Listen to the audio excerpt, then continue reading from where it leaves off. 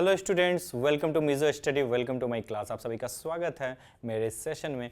Previous class में मैंने JEE main के कुछ क्वेश्चंस आपको कराए थे। बिल्कुल आज जेई एडवांस पैटर्न के कुछ हमें क्वेश्चंस करने हैं। किस टाइप के क्वेश्चंस आ सकते हैं, इसमें मैंने मल्टीपल चॉइस क्वेश्चंस भी लिए हैं, पैराग्राफ भी लिए हैं और इंटीजर टाइप क्वेश्चंस भी आपके लिए मैंने इंक्लूड किया है। I hope so it will help you a lot. So let's start the session with the question. आप थोड़ा सा कैमरा इधर कर लें ताकि मैं इधर सॉल्व कर सकूँ। Is it visible? चलो क्वेश्चन क्या है देखो। Wait for a moment. The reaction A से प्रोडक्ट बन गया इज जीरो ऑर्डर। वाह, बहुत अच्छी बात है। While the reaction B is first order reaction. अच्छा, रिएक्शन जो ए से प्रोडक्ट बना, यानी ए से, देखना समझना बच्चों अच्छे तरीके से, बहुत अच्छा क्वेश्चन है। रिएक्शन ए से आपका क्या बन गया? प्रोडक्ट बन गया पी। इस बार क्या है? के है। ये किस ऑर्डर काइनेटिक्स को फॉलो करता है? जीरो ऑर्डर को। अच्छा, जीरो ऑर्डर के लिए जो रेट होता है हम लोग इसको लिख सकते हैं dx upon dt is equal to k a to the power 0। Direct लिख सकते हैं? अरे बिल्कुल लिख सकते हो। चलो बहुत अच्छा। अब क्वेश्चन में कहा है while द रिएक्शन बी से आपका क्या बन गया? जल्दी बता दो। इस बार k है, बन गया फिर से प्रोडक्ट। लेकिन जब B से प्रोडक्ट बन रहा है बच्चों तो ये आपका है first order kinetics. Am I right? Yes sir, first order kinetics है। तो कहता है कि फॉर व्हाट कंसंट्रेशन, किस कंसंट्रेशन के लिए, what initial concentration of A are the half life of the two reaction equal. बोलता है किस कंसंट्रेशन ए के लिए जो हाफ लाइफ है इन दोनों का क्या हो जाए? सेम हो जाए। समझ में आया? के का कौन सा इनिशियल कंसंट्रेशन होगा जिससे इनका हाफ लाइफ सेम हो जाए। अच्छा, अगर मैं जीरो ऑर्डर के लिए टी हाफ लिखूं तो आपको पता है डायरेक्टली प्रोपोर्शनल होता है, और अगर फर्स्ट ऑर्डर के लिए लिखूं तो आपको पता है इंडिपेंडेंट होता है, independent of the concentration of the reactant. ये क्या हम जानते हैं? बिल्कुल। तो मैं डायरेक्टली यहां पे लिख सकता हूं T half is equal to 1/2k। क्या कोई दिक्कत वाली बात है? नहीं। बहुत अच्छा, ये जीरो ऑर्डर के लिए लिख दिया मैंने। बहुत अच्छा, जीरो ऑर्डर के लिए। अच्छा, फर्स्ट ऑर्डर के लिए मुझे पता है टी हाफ का एक्सप्रेशन क्या होता है, जल्दी बता दो बच्चों। 0.693 अपॉन के। ठीक है, ये किसके लिए हो जाएगा बच्चों? फर्स्ट ऑर्डर के लिए आ जाएगा। M I right? Yes sir, बहुत अच्छी बात है। कहता है किस कंसंट्रेशन के लिए दोनों का टी हाफ क्या हो जाए? इक्वल हो जाए। यही तो क्वेश्चन ने कहा है। बिल्कुल, आप सीधा सीधा लिख दो टी हाफ दोनों के इक्वल हैं as per the question, as per the question. ठीक है, दोनों के टी हाफ इक्वल हैं। दोनों के टी हाफ इक्वल हो जाएंगे तो अपन लिख सकते हैं a upon 2k is equal to 0.693 upon k। क्या मैं इसको ऐसा लिख सकता हूं क्या? बिल्कुल। अच्छा, ये और ये कैंसिल है तो a इज इक्वल टू हो जाएगा 0.693 इंटू 2। क्या कोई दिक्कत वाली बात है? नहीं। अच्छा, अब आपको पता है ये जो 0.693 है, क्योंकि आप देख रहे हो आंसर में ऐसा कोई ऑप्शन नहीं है, लेकिन 0.693 को क्या मैं ऐसा लिख सकता हूं क्या? 2.303 log 2। याद करो, क्योंकि log 2 की वैल्यू होती है 0.3010। अगर 0.3010 मल्टीप्लाई 2.303 करेंगे तो 0.693 आता है। ये आप जानते होंगे, ये मैंने वो फर्स्ट ऑर्डर काइनेटिक्स में पढ़ाया था। ठीक है, तो इसके जगह मैं लिख दिया 2.303 log 2। ठीक है, यहां तक तो मैंने लिख दिया। इंटू 2 है, ये तो है बिल्कुल। अच्छा, ये ऐसा भी तो लिख सकते हैं इसको, थोड़ा सा और समझ लो बच्चों। क्या मैं इसको और ऐसे लिख सकता हूं? a is equal to 2.303 into 2 log 2। ये 2 भी इंक्लूड कर दिया। अच्छा, अब थोड़ा सा यहां और देख लो। 2.303 log 2 को, ये 0.693 के बराबर है, याद रखना, भूलना मत। इसको हम लोग लिख सकते हैं क्या? ln2। अरे सर बिल्कुल, याद करो ln को log में ऐसे ही बदलते थे। बिल्कुल सर, बहुत अच्छी बात है। तो a इज इक्वल टू हम लोग लिख सकते हैं 2ln2। बहुत अच्छा। अब ये पावर ऊपर चला गया तो a इज इक्वल टू क्या हो गया? ln2 to the power 2 is equal to ln4। ln4 मतलब क्या? जिसका बेस क्या हो, एक्सपोनेंट हो, log E4। क्या कोई दिक्कत वाली बात है? देखो पूरा का पूरा मैंने एक एक चीज आपके लिए ब्रेक डाउन कर दिया और आंसर आपके पास है, तो ये हो जाएगा ए ऑप्शन। ठीक है, यहाँ पे मैंने डायरेक्ट लिख दिया, डायरेक्टली प्रोपोर्शनल। तुम इसको इस तरीके से भी लिख सकते थे, x upon T is equal to K, x is equal to K T. ठीक है, हाफ लाइफ बोला है तो क्या x के जगह लिखते a/2 के, टी हाफ लिखते। ठीक है, उसके बाद तुम T half is equal to लिख देते बच्चों a/2k। डायरेक्ट इस तरह से भी लिख सकते थे, मैंने यहाँ डायरेक्ट लिख दिया। तो आई होप सो आपको कोई प्रॉब्लम वाली बात दिख रहा है क्या पूरा फ्रेम? कोई प्रॉब्लम? आई होप सो आप ये क्वेश्चन को आप कर लोगे। It's so easy. इतना एडवांस में इतना टाइम नहीं होता कि इतने लेंदी करो, जल्दी से बनाओ, कोई प्रॉब्लम वाली बात नहीं है। चलो बच्चों मैं इसको रब कर देता हूं और आगे बढ़ चलते हैं नेक्स्ट क्वेश्चन की तरफ। Let's move to the next question.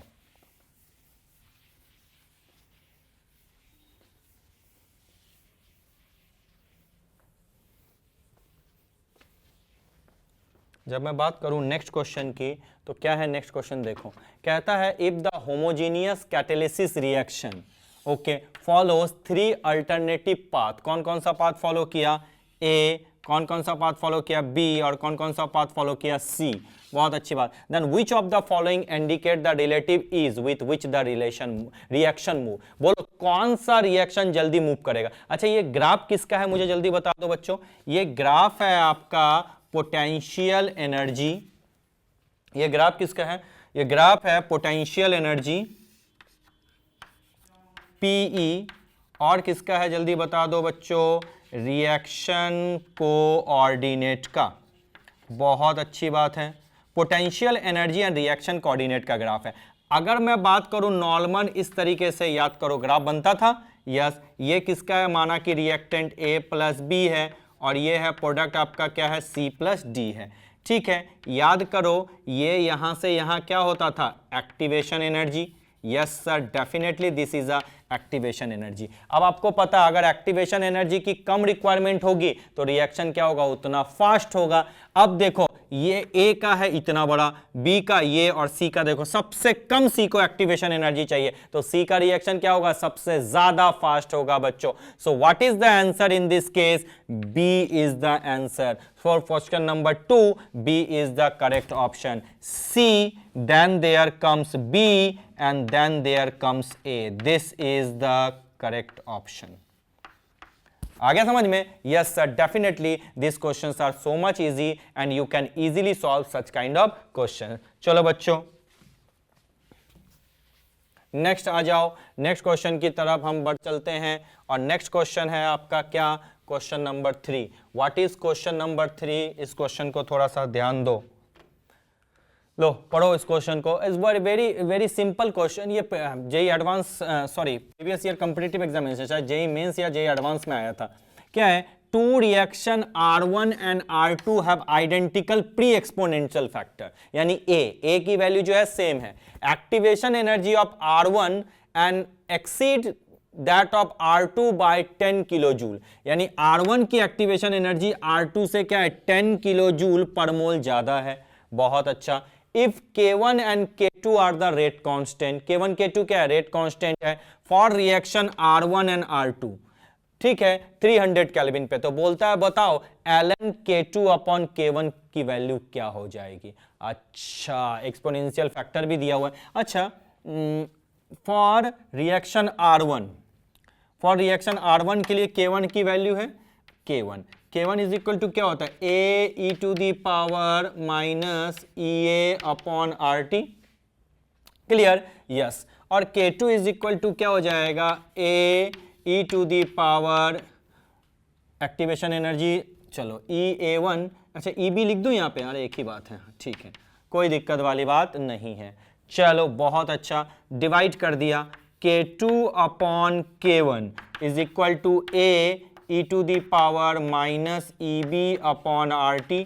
बहुत अच्छा, upon A E to the power E A upon R T. कोई दिक्कत नहीं। आपको पता प्री एक्सपोनेंशियल फैक्टर ए की वैल्यू दोनों के लिए सेम है, सेम लिख दिया। अब लगा दिया मैंने K2 upon K1 is equal to E minus E A, और अच्छा यहाँ पे ई बी, ई ए, यहाँ पे ई बी लिख देता हूँ बी के लिए, है ना, ई बी माना है तो ज़्यादा बेटर हो जाएगा, यहाँ ई ए रहने दो। चलो minus E B plus E A upon R T. यहाँ तक तो आपको कोई प्रॉब्लम वाली बात नहीं है?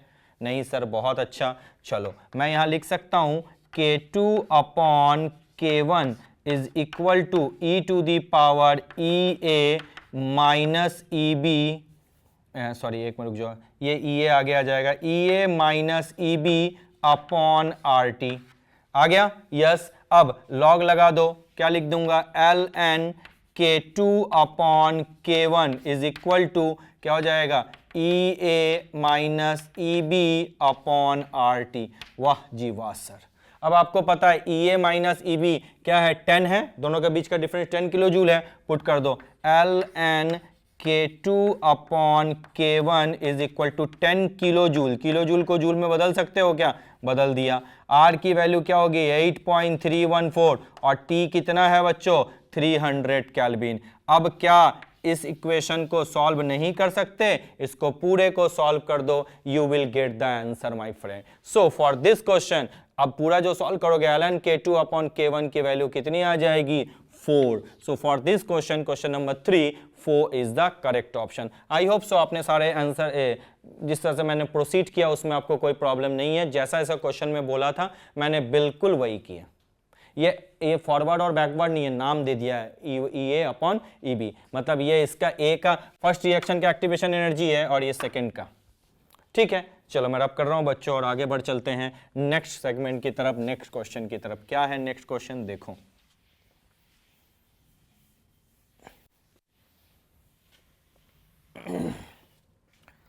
अब हम बढ़ते हैं क्वेश्चन नंबर 4 की तरफ। क्या है क्वेश्चन नंबर 4, देखो question number 4 is given for a reaction taking place in 3 step. कोई रिएक्शन 3 स्टेप में प्लेस आगे बढ़ता है। The rate constant are K1 K2 and K3 और द ओवरऑल रेट कांस्टेंट। अच्छा, यही मेन में मैंने क्वेश्चन कराया था लास्ट क्वेश्चन, उसमें मैंने बताया था कि मैंने स्टेप बाय स्टेप लिया था। अगर पैरेलल पाथ वाला लेता तो आंसर ए होता, याद रखना, मैंने बोला था अगर कहीं दिक्कत हो तो डिस्कशन कर लेना।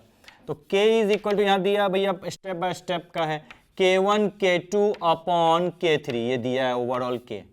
बहुत अच्छी बात है। If the energy of activation value for the first second and third, अच्छा पहले का दिया हुआ है 40, दूसरे का आपका क्या दिया हुआ है 50, और तीसरे का दिया हुआ है 60। बहुत अच्छा, यानी ई ए, ई बी और ई सी दिया हुआ है। Then the overall energy of activation, अच्छा यानी अगर मैं मान लूं कि भैया ई ए गिवन है 40, ठीक है, एक मिनट रुक जाओ, इसको थोड़ा अच्छे से लिख देता हूं मैं, है ना, शुरुआत से आ जाऊं। E A is equal to दिया हुआ है 40, E B is equal to बच्चों क्या दिया हुआ है 50, and E C is equal to आपको क्या दिया हुआ है 60 किलो जूल। बहुत अच्छी बात है, ये आपका मैंने एज्यूम कर लिया। ठीक है, रिएक्शन में क्या एक्सप्रेशन है, that is K is equal to K1 into K2 upon K3, that is the case. Yes sir. चलो अब आपको पता है कि भैया K और K1 इज इक्वल टू मैं लिख सकता हूं A e to the power E A upon R T, बिल्कुल। K2 इज इक्वल टू लिख सकता हूं A e to the power minus E B upon R T, बिल्कुल लिखो सर। अच्छा यहाँ पे ई ए नहीं ई बी लिखूंगा, चलो मैंने लिख दिया ई बी। और K3 इज इक्वल टू क्या लिखोगे A e to the power minus E C upon R T, बहुत अच्छी बात है। और इस K के जगह हम लोग लिखेंगे K A to the power minus E upon R T, ये ओवरऑल है। क्या कोई दिक्कत नहीं? अब मैं इस तरफ मूव कर रहा हूं, चेक इट आउट। अब इसकी वैल्यू यहां पुट कर दो। Now putting the value K is equal to, K के जगह क्या लिखोगे A e to the power minus E upon R T. K1 की जगह क्या लिखोगे A e to the power minus E A upon R T multiply by A e to the power minus E B upon R T divided by K3 के जगह क्या लिखोगे A e to the power minus E C upon R T, लिख दिया मैंने। कोई problem है? नहीं सर, कोई दिक्कत नहीं है। ये ये और ये कैंसिल, बहुत अच्छा।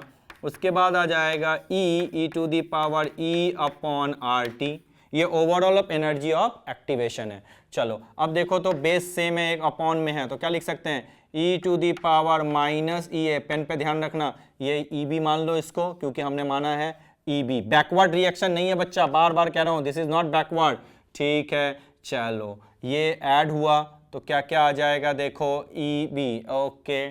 पहले तो इन दोनों को ऐड कर लें, तो लिख देंगे हम लोग माइनस ई बी, और ये ऊपर गया तो क्या हो जाएगा प्लस ई सी, बहुत अच्छी बात है, अपॉन आर टी। देखो तो एक बार अच्छे तरीके से एक बार चेक कर लो, A upon R T, power same है तो ऐड होंगे, बिकॉज के is equal to K1 K2 upon K3, बिल्कुल K2 के जगह। चलो अब मैंने ब्रेक इसमें पावर सेम लिया, EA बिल्कुल माइनस EB, ये minus minus plus EC upon RT, बहुत अच्छी बात है। अब आपको पता बेस सेम होंगे तो पावर इक्वल होंगे, तो E upon RT is equal to, minus बाहर खींच लिया, EA plus EB minus EC upon RT। क्या मैं ऐसा कर सकता हूं? बिल्कुल सर, ये कैंसिल, ये और ये cancel, overall energy of activation is equal to EA plus EB minus EC। चलो देखो मैं डिटेल सॉल्यूशन दे रहा हूं, एग्जाम में इतना समय नहीं लेना है, जल्दी जल्दी बनाना है। चलो EA क्या है भैया, 40 है, चलो लगा दो, EA है आपका 40, EB कितना है बच्चों 50 है, और EC कितना है 60 है, तो E इज इक्वल टू क्या होगा 90 minus 60, that is 30 kilo joule per mole, पर मोल पे ही है ना, हाँ चलो, यानी ओवरऑल एनर्जी ऑफ एक्टिवेशन क्या आ गया 30 है क्या ऑप्शन में, बिल्कुल। I am moving here, check it out for question number 4 A is the correct option. देखो एकदम डिटेल सॉल्यूशन है, वीडियो पॉज करो, देखो, कहीं डाउट हो तो सीधा आप मुझसे डिस्कस कर सकते हो। ए बी ई सी हर जगह पुटिंग सही है, बिल्कुल। चलो मैं अब रब कर देता हूं बच्चों और आगे बढ़ चलते हैं।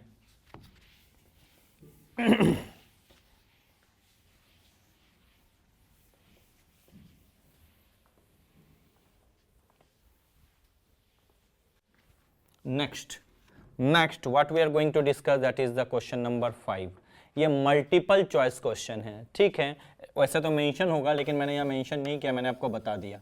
क्वेश्चन कहता है which of the following are correct expression for Arrhenius equation. चलो अभी आपको सबको पता आर्हेनियस इक्वेशन इक्वल टू क्या होता है, K A to the power minus E A upon R T, log लगा दो, L N K is equal to L N A minus E A upon R T. बहुत अच्छा, इसी को लिख सकते हैं L N A is equal to L N K plus E A upon R T, ये भी हम लिख सकते हैं, बिल्कुल लिख दिया, कोई दिक्कत नहीं है। चलो इतने सारे एक्सप्रेशन हो सकते हैं, अब चेक करो कौन कौन सा सही है कौन कौन सा गलत है। पहला तो बिल्कुल गलत है क्योंकि यहाँ पे ए दिया हुआ है, ये के होता है तो रॉन्ग। अच्छा, L N K is equal to L N A plus E A upon R T, L N A minus E A upon R T होता है, ये भी गलत। अच्छा, लॉग के टर्म्स में लगाया, चलो इसमें लॉग में बदलो, लॉग में बदलने के लिए क्या लिखते हैं 2.303, log K is equal to 2.303 log A minus E A upon R T, am I right, yes. अब इधर नीचे लेके आ जाओ, क्या आ जाएगा बच्चा, log K is equal to 2.303, बहुत बार डेरिवेशन करवाया है, divided by 2.303 log A minus E A upon 2.303 R T. क्या कोई प्रॉब्लम वाली बात है? नहीं, ये और ये कैंसिल, तो log K is equal to क्या आ गया, log A minus E A upon 2.303 R T. सो ये मुझे लगा सही, बहुत अच्छी बात है, यानी सी ऑप्शन तो मुझे करेक्ट दिख गया। अच्छा दूसरा देखो, L N A is equal to L N K plus E A upon R T, L N A is equal to L N K plus E A upon R T, यानी ये भी सही है। तो फॉर क्वेश्चन नंबर 6 बच्चा कौन कौन सा ऑप्शन सही है, C and D are the, sorry for question number 5, question number 5 के लिए C and D are the correct option. आपके पास है, वीडियो पॉज करके एक बार देख लो, यस सर। चलो मैं अब आगे बढ़ता हूं बच्चों।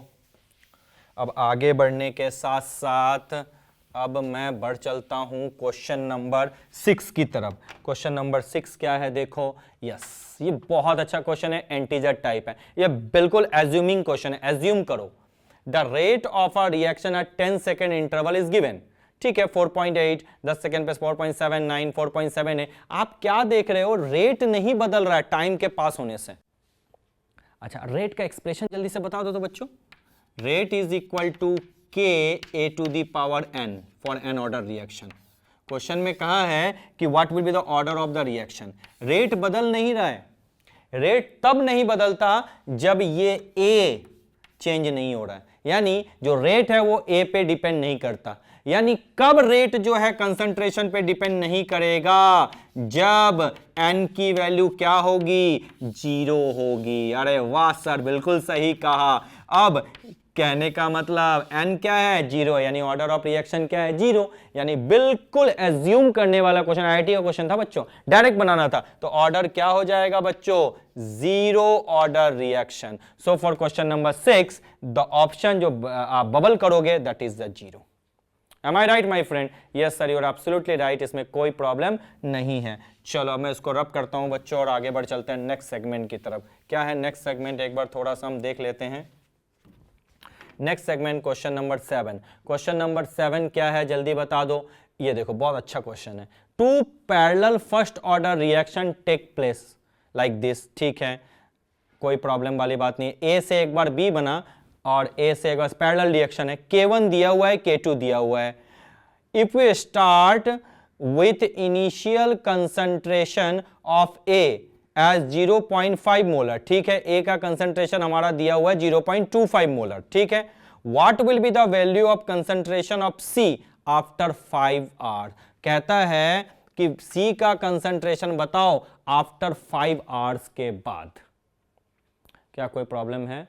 नहीं सर प्रॉब्लम तो बहुत है। चलो पहले तो हमें क्या क्या ढूंढना, कहां जाना है। अगर आपसे कोई पूछे concentration of C after 5 hours तो क्या लिखोगे, K2 upon K1 plus K2। ठीक है अब A0 डिकम्पोज, ये तो फॉर्मूला होता है, और 1 मोल 5 मोल A कितने मोल C देता है, 2 मोल। तो भैया 1 मोल A कितने मोल C देगा, 2/5, तो मल्टीप्लाई 2/5। समझ में आया क्यों 2/5 किया। 5 mole of A gives 2 mole of C, तो 1 mole of A will give 2/5। क्या कोई दिक्कत है? नहीं। अब आप एकदम धीरे धीरे हम लोग आगे बढ़ेंगे, कहां हमें पहुंचना है, किस तरह से जाना है। अब डेटा लिखो, A0 इज इक्वल टू आपका क्या गिवन है जल्दी बता दो बच्चों, 0.25 मोलर गिवन है। ठीक है अच्छा आपको क्या ढूंढना है कि A0 कितना डिकम्पोज हुआ, 80 नहीं ढूंढना, कितना डिकम्पोज हुआ ये ढूंढना है पहला।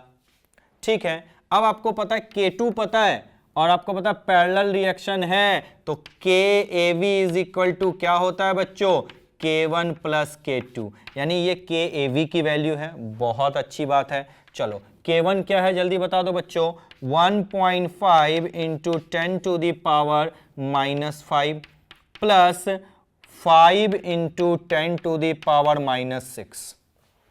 Am I right? Yes sir, you are absolutely right. इसको हम लोग लिख सकते हैं 15 into 10 to the power -6 plus 5 into 10 to the power -6, 15 plus 5 20 into 10 to the power -6।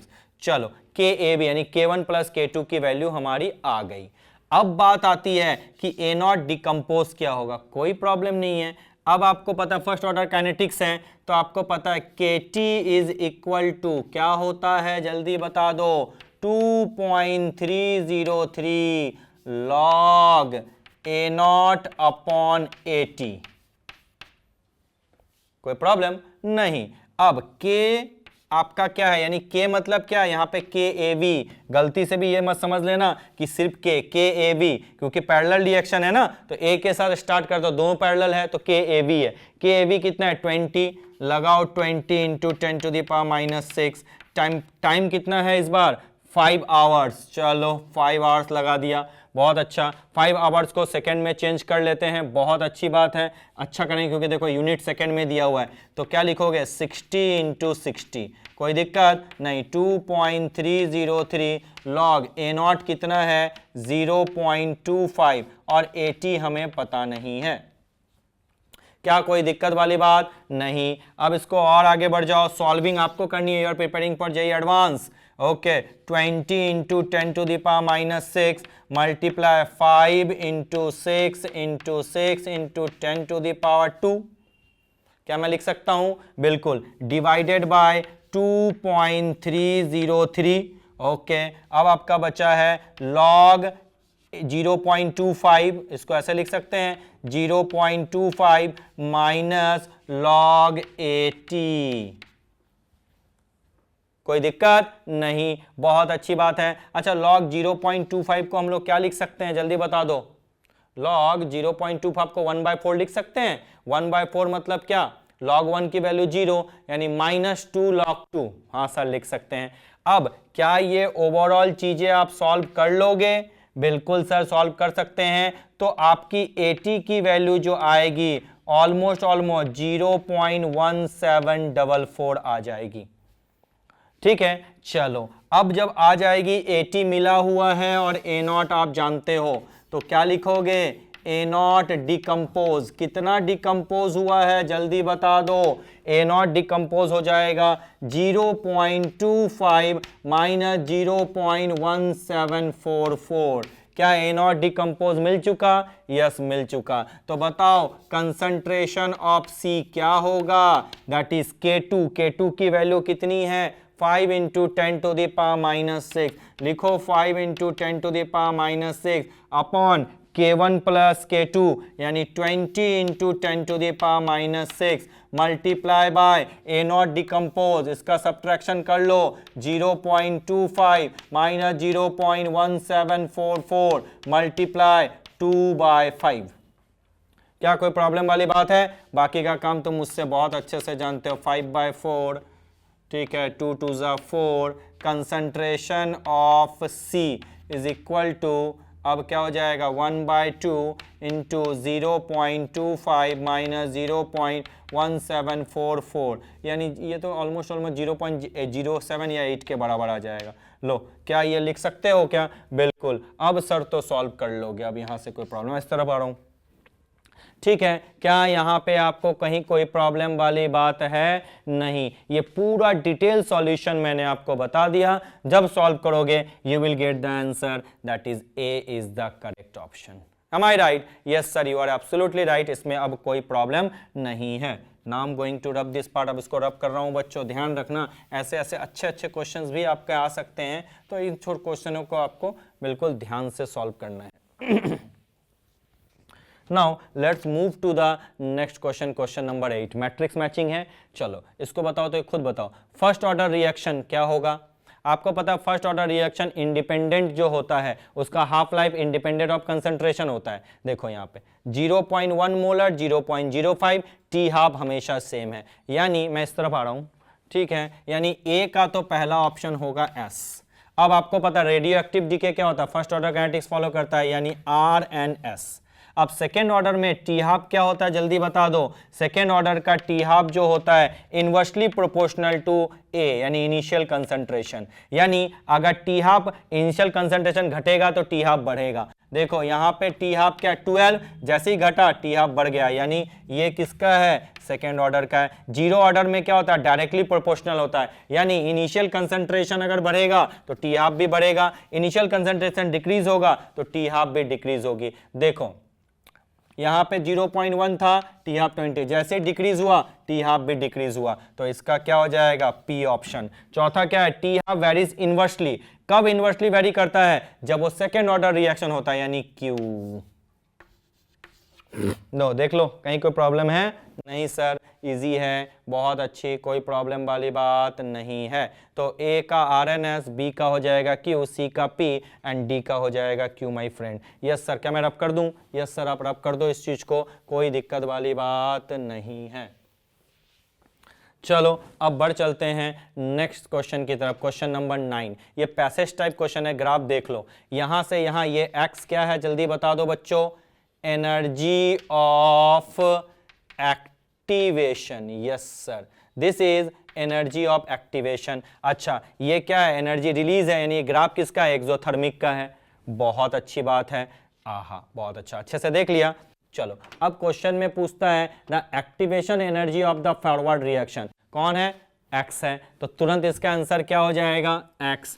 So A part का आंसर जो ग्राफ देख के हमने बता दिया वो है 1।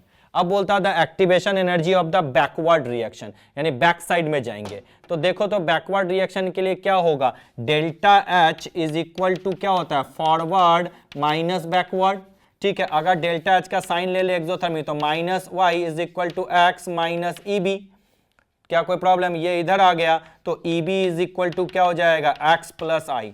अगर हमने पूरा प्रॉपर साइन लिया तो आंसर आ जाएगा x प्लस वाई। तो आंसर क्या हो जाएगा जल्दी बता दो बच्चों, x प्लस वाई। अगर प्रॉपर साइन नहीं लेते यानी यहां ऐसा कर देते हैं तो आंसर आ जाएगा x माइनस वाई। याद रखना, तो साइन के according x plus why he answer होगा। बहुत अच्छी बात है सर, रब कर दूं बच्चों, यस सर। चलो आगे बढ़ चलते हैं। आगे क्या है देखो, बोलता है हीट ऑफ रिएक्शन, देखो टिक ही किया हुआ है, हीट ऑफ रिएक्शन क्या हो जाएगा, y। अभी बताया था, बहुत अच्छा। अब देखो यहाँ पे साइन नहीं लिया है, लेकिन इसका बेस्ट रिप्रेजेंटेशन क्या होता है, delta H is equal to minus Y. ये बेस्ट रिप्रेजेंट, नहीं दिया है तो कोई इशू नहीं है, सीधा वाई पे टिक कर सकते हो, यानी मैग्नीट्यूड लिया है। ठीक है, चलो थ्रेशोल्ड एनर्जी, ये तो सबको पता है, नीचे से लेकर ऊपर तक जितनी दूर जाओगे पूरा क्या है, थ्रेशोल्ड एनर्जी, यहां से लेकर X plus Y plus Z. ठीक है, तो थ्रेशोल्ड एनर्जी क्या हो जाएगी, इसका आंसर बच्चों C, x plus Y plus Z. क्या कोई दिक्कत है, तो पैसेज टाइप में ज़्यादा नहीं होते, ग्राफ का अगर आपको होल्ड है बच्चों तो आप इजीली क्वेश्चन सॉल्व कर सकते हो।